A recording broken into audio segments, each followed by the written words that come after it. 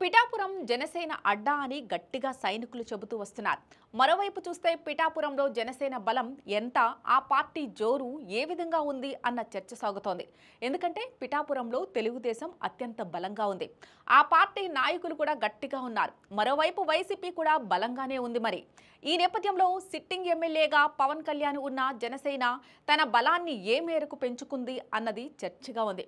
గత 10 నెలల్లో జనసేన ఏ విధంగా విస్తరించింది, ఎంత మేరకు పటిష్టం అయింది అన్నది చర్చకొస్తోంది.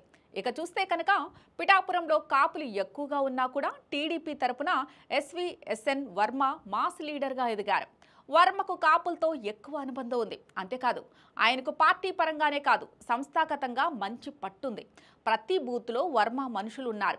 బూత్ లెవెల్ పాలిటిక్స్ని ఆయన బాగా చేస్తారు. అంతేకాదు, ఎలక్షనీరింగ్లో ఆయన దిట్టాగా పేరు తెచ్చుకున్నారు. ఇక పవన్ కళ్యాణ్ని గెలిపిస్తే నియోజకవర్గం బాగుపడుతోంది అని చూస్తే పెద్దగా డెవలప్మెంట్ అయ్యే పరిస్థితి లేదు అని అంటున్నారు. ఇక పిఠాపురానికి నాగబాబు వస్తే చాలు, ప్రతిసారి రెచ్చగొట్టే మాటలే మాట్లాడుతున్నారు. జనసేన అడ్డా అని నాగబాబు ఇతరులు ఎంతలా రీసౌండ్ చేసి చెబుతున్నా కూడా జనసేనకు పిఠాపురం నియోజకవర్గం మొత్తం మీద బలం అయితే పెద్దగా లేదు అని అంటున్నారు. అంతేకాదు, సంస్థాగతంగా పట్టు పెంచుకోవడం లేదు. బూత్ స్థాయిలో పనిచేసే నాయకులు జనసేనకు లేరు అని అంటున్నారు. ఇక నాగబాబుని తెచ్చి పిఠాపురానికి జనసేన ఇన్ఛార్జిగా చేయాలనుకున్నా ఆయనకు రాజకీయంగా పెద్దగా అనుభవం అయితే లేదు అని అంటున్నారు.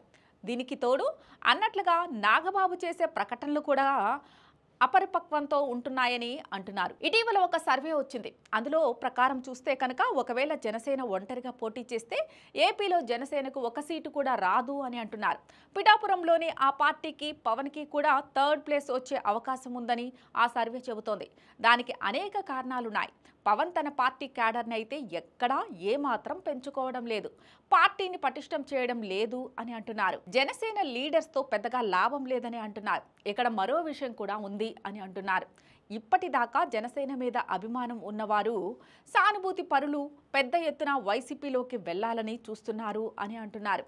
ఇక టీడీపీకి ప్రతి చోట బాగా పనులు జరుగుతున్నాయని, కానీ అదే నేపథ్యంలో జనసేనకు ఏ పని సాగడం లేదు అని అంటున్నారు.